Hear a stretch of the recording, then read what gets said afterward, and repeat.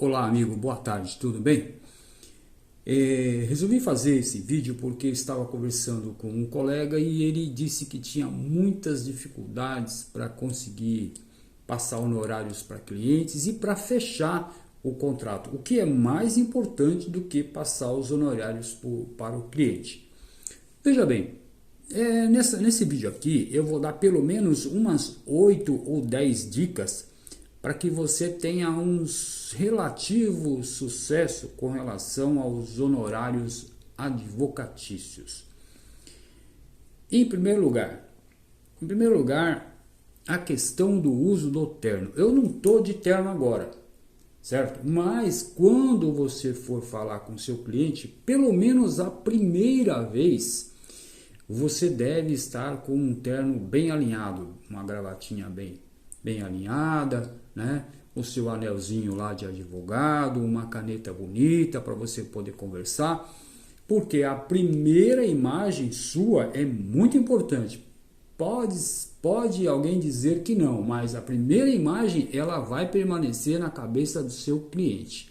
Pelo menos nesse seu primeiro contato, faça isso. Em seguida, logo nesse mesmo contato aqui, você deve dizer para o cliente que nem todos os outros encontros com ele você vai estar de terno, para ele saber que você trabalha com terno, que você vai usar o terno lá na audiência, tal, lá na sua sustentação oral, né?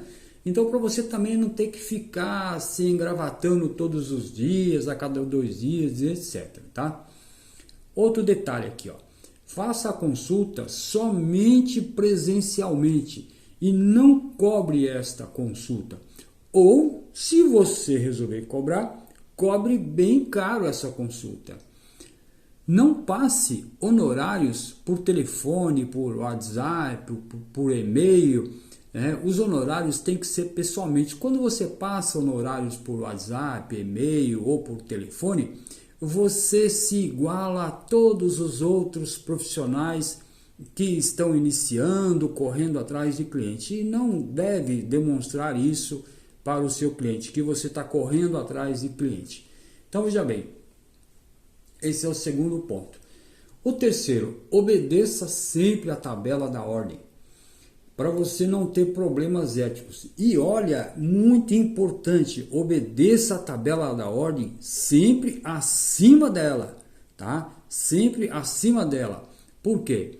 Porque você cobrando acima da tabela da ordem, você está valorizando o seu trabalho, você está valorizando todos os anos que você estudou, sua primeira pós-graduação, sua segunda, sua terceira, sua quarta, como a minha, por exemplo, como as minhas, por exemplo, né?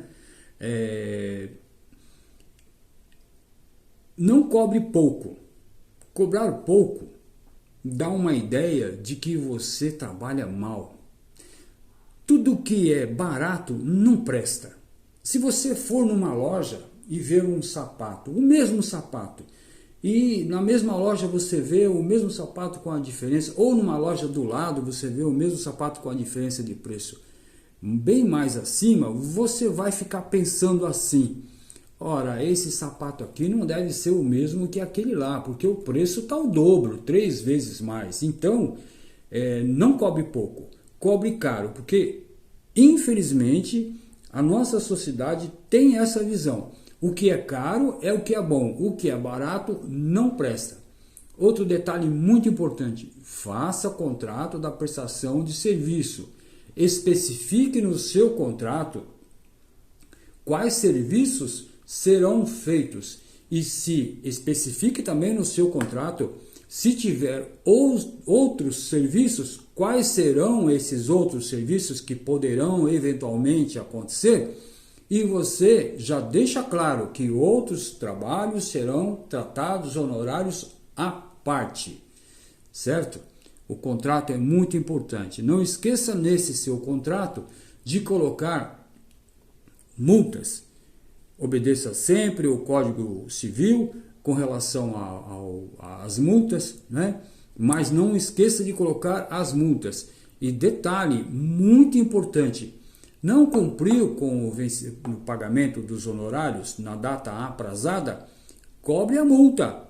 Cobre a multa que é para a pessoa sentir. E se a pessoa reclamar, você fala, tudo bem, então essa vez aqui eu não vou te cobrar a multa, tá? Mas por gentileza, de uma próxima vez, cumpra certinho com os seus compromissos comigo. Porque eu não posso atrasar os meus compromissos com o senhor face ao processo, face ao judiciário. Detalhe, no contrato especifique as dificuldades desse trabalho. As dificuldades do trabalho, basicamente, é o passo a passo do que você vai fazer na prestação de serviço. Mas é importante você especificar a dificuldade, porque o cliente precisa saber os entraves que podem surgir dentro de um processo. Tá? Outro detalhe interessante aqui também, se eu não me engano, já deve ser o 5º item aqui que eu estou passando aqui. Não seja mesquinho, não seja sovina, não cobre cafezinho no bar, lanche na padaria, estacionamento, cópia de processos, desde que as cópias processuais sejam poucas páginas, né? Pequenos gastos, deixa de lado, pague você mesmo, não incomode o seu cliente, liga para o cliente para cobrar R$200, R$300, pelo amor de Deus. Não faça isso. Isso aí é demonstrar que você está sendo mesquinho, que você está sendo pequeno.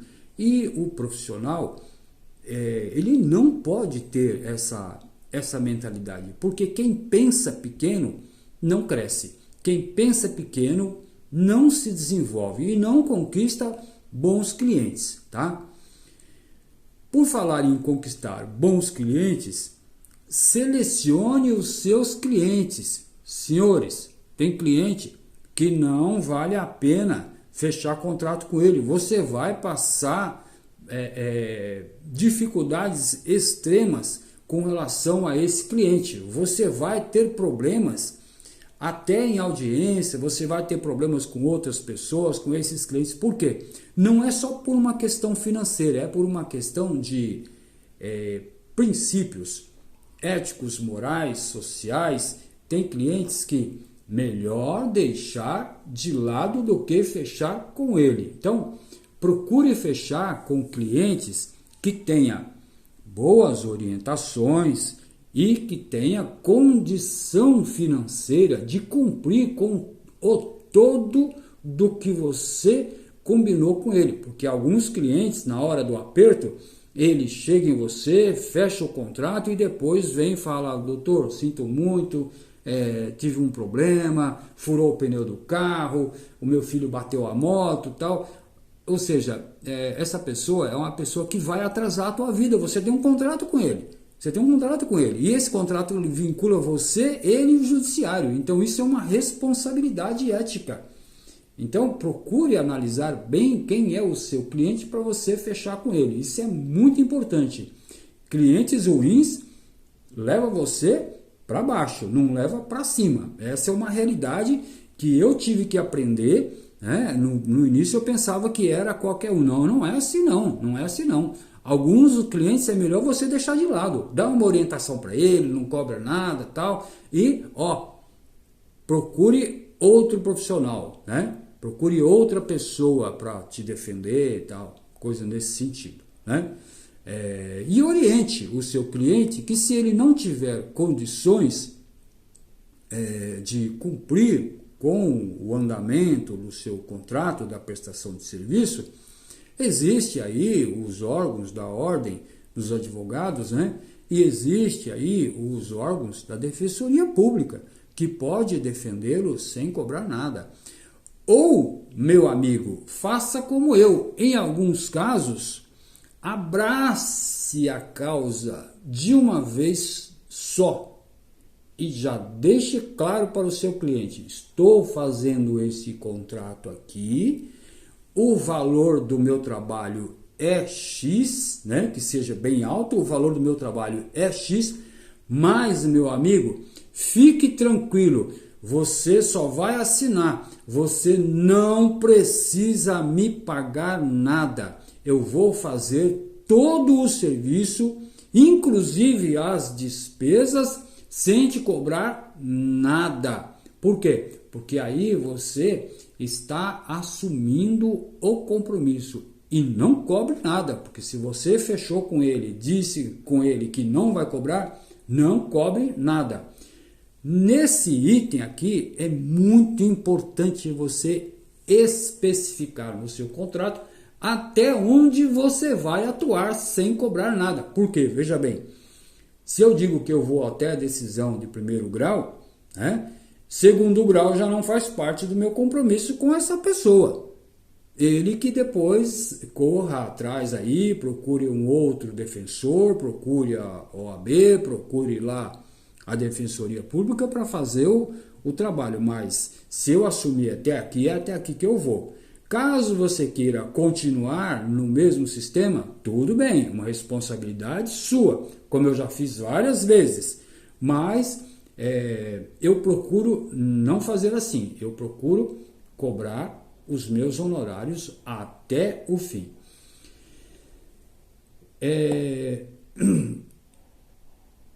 Prefira um cliente do que 10 clientes. Um cliente te pagando bem, uns honorários bons, você vai conseguir se dedicar muito mais na causa dele, você vai conseguir se dedicar às vezes 100% ou 80%, 60% nos problemas dele, nos problemas processuais. Você vai antecipar passos processuais, né? E você vai ter maiores chances de sucesso dentro deste processo. Porque quando você tem 10 casos para trabalhar, não é a mesma coisa, né, que trabalhar em 1 ou 2 casos. Quando você tem 1 ou 2 casos, com certeza você vai se preocupar, você vai se dedicar muito mais nesses casos. E se essa pessoa está te pagando bem, né, então qual é o problema de você se dedicar mais nesse caso? De você fazer novas consultas, comprar um livro especificamente, um livro caro, especificamente para você trabalhar em cima de uma tese. A chance de você resolver o problema, talvez você não resolva tudo, mas a chance de você ter sucesso naquilo que você se propõe a fazer é bem maior do que quando você trabalha aí com 10, com 20 clientes que estão te pagando menos, né? E estão aí constantemente te ligando, te cobrando, tal. Então, veja bem, eu prefiro, e eu aprendi isso na prática, eu prefiro um cliente do que 10. 10 clientes para mim, olha, sinto muito, eu tenho as minhas atividades particulares. Eu tenho o meu ciclismo, eu tenho a minha corrida, eu tenho a minha natação, eu tenho a minha musculação para fazer, eu tenho isso, tenho aquilo. Então, eu consigo cuidar da minha saúde, consigo cuidar da minha vida pessoal e consigo me dedicar muito mais para um cliente que está me pagando bem melhor. Então, senhores, fica nesta oportunidade aqui, nesse pequeno vídeo aqui, de 14, 15 minutos que seja, fica essas orientações aí, fica essas dicas aí, porque eu vejo que alguns colegas passam dificuldades, às vezes pega aí 8, 10 contratos aí de prestação de serviço e depois não consegue cumprir prazo, não consegue dar a resposta que o cliente necessita, tá ok? E isso é muito importante para o sucesso na carreira. Fica então um abraço, essas orientações, acho que foram 8 ou 10 aqui, fica essas orientações aí, sucesso, boa sorte e vamos à luta. Um abraço.